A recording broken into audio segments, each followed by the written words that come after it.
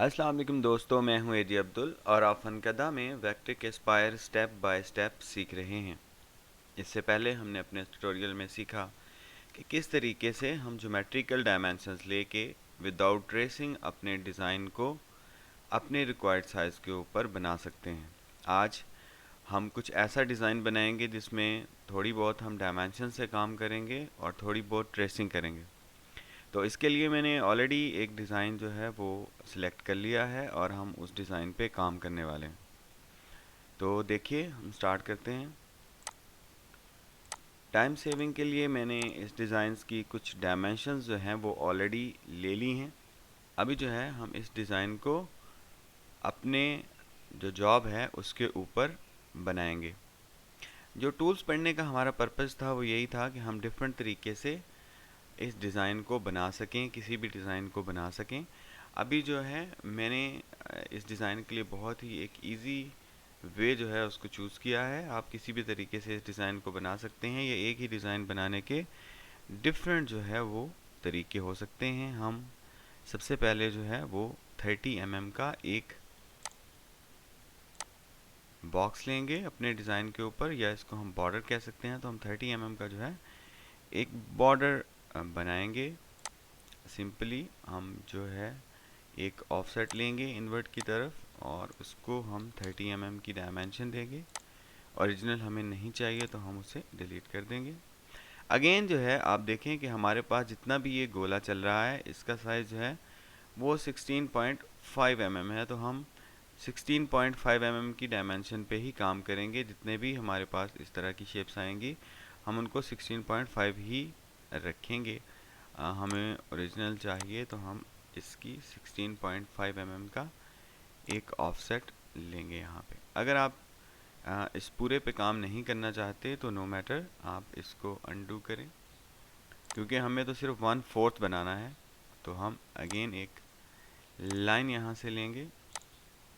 मैंने आपको बताया है कि आप डिफरेंट तरीके से काम कर सकते हैं। यहाँ पे हम 16.5 mm का एक ऑफसेट जो है वो लेंगे। उसके बाद जो है हमारे पास नेक्स्ट डायमेंशन है 38.5। तो यहाँ से 38.5 और ये भी 38.5 है। तो हम नेक्स्ट जो हमारा ऑफसेट है वो 38.5 जो है उसको कंसीडर करते हुए लेंगे। उसके बाद जो है अगेन हमें एक और 16.5 का ऑफसेट चाहिए। तो देखें, ये हमारे पास कुछ रेफरेंसेस लाइंस आ गई हमारे, जो हमें डायमेंशन हमारे पास ऑलरेडी अवेलेबल हैं उनके हवाले से। अभी नेक्स्ट स्टेप जो है वो हम इन लाइंस को आपस में अटैच करते हैं। बहुत सिंपल है। आपने जैसे ही आप लाइन ड्रॉ करेंगे वो ऑटोमेटिकली सीधी हो जाएगी। Very simple. अब हमें अनवांटेड पार्ट जो है उनको ट्रिम करना है। देखें, जो हमारे डिज़ाइन के अकॉर्डिंगली हमें पार्ट्स यहाँ पे नहीं चाहिए, उन पार्ट्स को हम डिलीट कर सकते हैं। अभी ये लाइन हमें नहीं चाहिए, ये भी नहीं चाहिए। इसके बाद जो है हमें कॉर्नर्स को मैच करना है। शार्पली आपने डिज़ाइन को देखते जाना है और इसको बनाते जाना। देखें, हमारे पास जो है हमारा एक कंपोनेंट जो है वो रेडी हो गया है। बिल्कुल इसकी डायमेंशंस जो हैं वो बिल्कुल ज़बरदस्त हैं। देखें, ये जो हमारे पास पिक्चर है, मैंने बिल्कुल इसके मिड में एक लाइन ली, लेकिन ये इसके मिड में नहीं है, क्योंकि ये जो डिज़ाइन है ये इंटरनेट से ली गई पिक्चर है, या ऐसी आपके पास बहुत सारी पिक्चर्स होंगी जो आपने ख़ुद बनाई होंगी या किसी ने बनाई होंगी और आपके पास रेफरेंस के तौर पे आएंगी। लेकिन हमें उनकी डायमेंशंस को देखते हुए बैलेंस डिज़ाइन बनाना है। हम बैलेंस डिज़ाइन जो है उसको बनाने की बात करें तो हमारे पास जो एक कंपोनेंट है वो कंप्लीट हो गया है। नेक्स्ट जो है हमारे पास ये वाला कंपोनेंट है और इसको हम ट्रेस करने जा रहे हैं। तो हम आर्क की मदद से देखें, हमें एक्यूरेटली इसको सेम टू सेम ट्रेस नहीं करना है, हमें इसको ट्रेस करना है। और जब हम अपने टूल से इसको करेंगे आर्क की मदद से या लाइन से, तो हमें जो इसमें चीज़ें हमें ठीक नहीं लग रही, हम उनको साथ साथ बैलेंस करते जाएंगे। आप लाइन की मदद से भी आपको मैंने बताया है कि किस तरीके से आप जो है वो डिज़ाइन को ड्रॉ कर सकते हैं और आर की मदद से कैसे कर सकते हैं, वो हम साथ साथ आपको ऑलरेडी भी बताया है। अभी भी आप इसको देख सकते हैं। और अगर आपको कहीं से डिज़ाइन नहीं लगेगा कि आर्क से ये ठीक बना है, तो हमें आर्क को किस तरीके से ठीक करना है ये हम पहले भी पढ़ चुके हैं, और इस डिज़ाइन में भी हम देख सकते हैं जहाँ से हमें आर्क से हमारा डिज़ाइन एग्जैक्ट नहीं आ रहा होगा, हम उसको री एडिट करेंगे नॉट टूल की मदद से।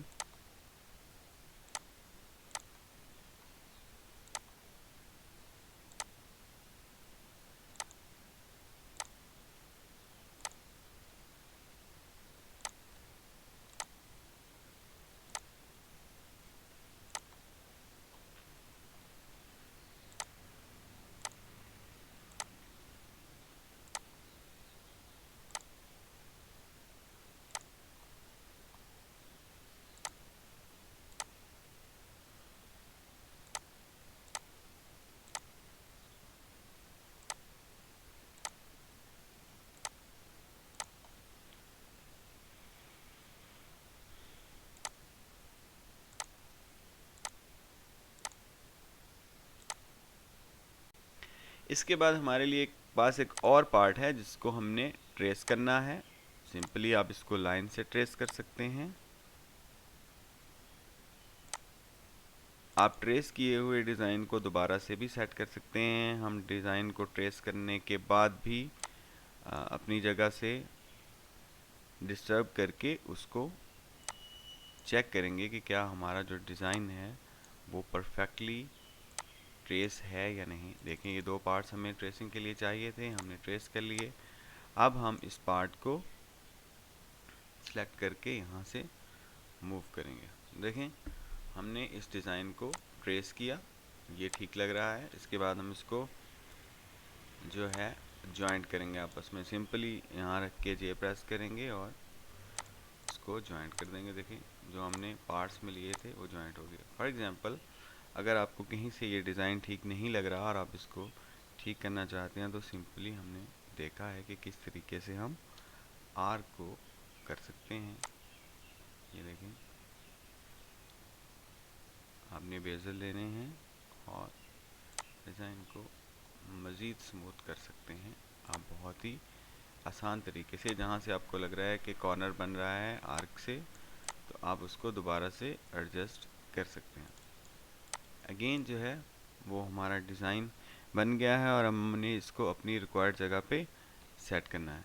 सबसे पहले हम यहाँ पे एक लाइन लेंगे और एक लाइन यहाँ पे लेंगे। Very simple. हम इसको अब अलाइन करने वाले हैं। हमने अलाइन टूल ऑलरेडी पढ़ा है कि किस तरीके से अलाइन करते हैं। उसके बाद जो है हमने इसको यहाँ पे अलाइन किया। बहुत सिंपल, हमने रेफरेंसेस लाइन जो है उनको रेस कर दिया। अगेन जो है हम लाइंस जो हमें नहीं चाहिए उनको क्रॉप करने वाले हैं। वेरी सिंपल, हमें ये लाइन भी इसकी अब एनी मोर ज़रूरत नहीं है, तो इसको भी हम डिलीट कर देंगे।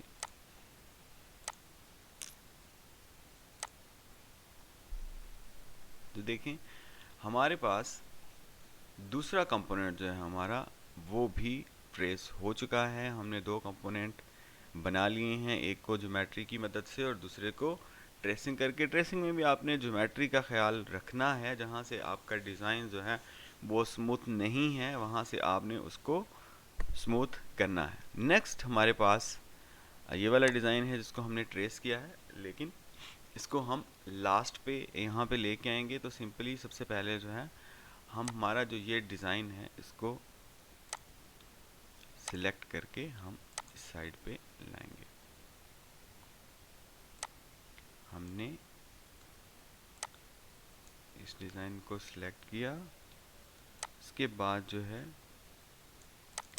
हम यहाँ पे मिरर टूल का इस्तेमाल करने वाले हैं। मिरर टूल के इस्तेमाल से हमने इसको यहाँ पे फ्लिप किया और उसके बाद जो है अगेन हम वही काम करेंगे। अनवांटेड पार्ट्स जो हैं उनको रिमूव करेंगे।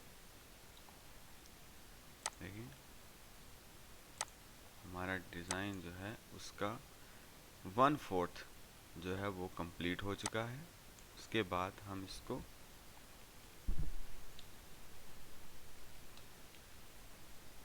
पहले हॉरिजेंटली फ्लिप करेंगे, उसके बाद हम इसको वर्टिकली फ्लिप करेंगे। तो देखें हमारा जो आउटर डिज़ाइन है वो कंप्लीट हो चुका है, बहुत ही बैलेंस है, और हमने जो फाइल ली है उसका साइज़ जो है उसके ऊपर ये बहुत ज़बरदस्त तरीके से सेट आ गया। अभी जो है हमें इनर पार्ट जो है उसको बनाना है। बहुत सिंपल है, आपने जो इसके इनर कॉर्नर्स हैं उनको मिलाते हुए एक स्क्वायर जो है उसको बनाना है। उसके बाद हमें अगेन हमारे पास रेफरेंस जो है वो अवेलेबल है। 16.5 पे हम काम कर रहे हैं, तो देखिए हमने 16.5 का एक साइज़ जो है वो ले लिया। अगेन हमें यहाँ पे दरमियान में एक लाइन चाहिए, तो हम यहाँ पे एक लाइन लेंगे। उसके बाद जो है हम देखें, आपको मैंने ऑलरेडी बताया है, किसी ये जो हमारा लाइन टूल है इसको जब आप किसी भी कंपोनेंट के लाते हैं तो सेंटर में आके देखें इसकी शेप चेंज होती है। देखिए यहाँ पे सेंटर, तो हमें पता चल गया ऑटोमेटिकली कि यहाँ पे इसका सेंटर है। इसको इसके सेंटर के साथ हम मैच कर देंगे यहाँ पे।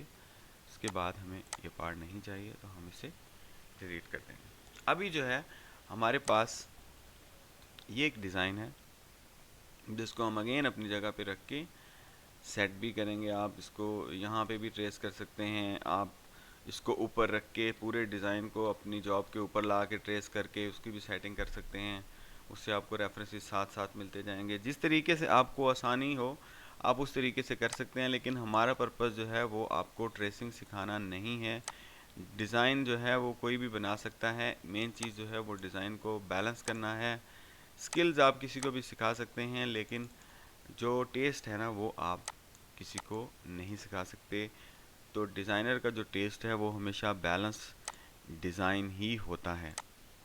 तो देखें हमारे पास ये वाला पोर्शन भी कंप्लीट हो गया। अगर अगेन आपको लगता है कि यहाँ से ये थोड़ा और बेंड है तो आप उस तरीके से इसको कर सकते हैं। मेरे हिसाब से ये बिल्कुल ठीक है।